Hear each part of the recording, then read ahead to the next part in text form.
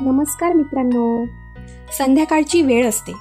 बबडू खेळून आल्यानंतर रागात असतो आणि हातपाय धुवून पाणी पित असतो. तो थोडा चिडलेला असतो.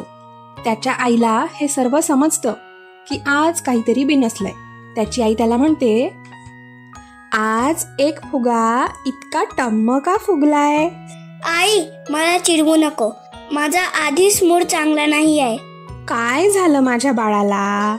कुणाशी काही भांडण झालं का? की कुणी रागवलं तुला? भांडण पण नाही आणि रागवलं पण नाही.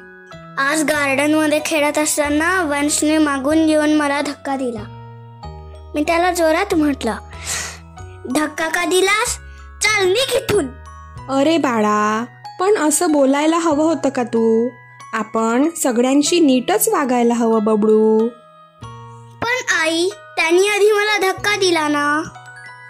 अरे बाळा, तुझं बरोबर आहे, पण खेळताना धक्का लागूच शकतो ना. तुला एक गोष्ट माहीत आहे का बाळा?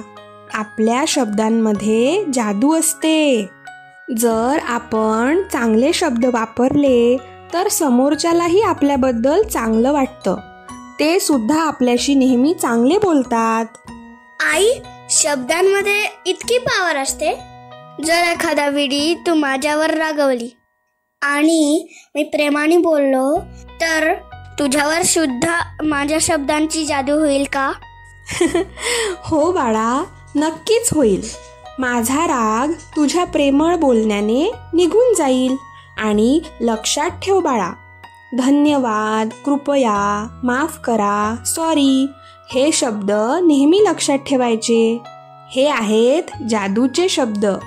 आई, आता उद्यापासून माझ्या शब्दांमुळे कुणाला त्रास होईल असे शब्द मी वापरणार नाही. नेहमी प्रेमळ बोलेन, म्हणजे माझ्या शब्दांची जादू समोरच्याला आनंद देईल. बरोबर? एकदम बरोबर माझा राजा.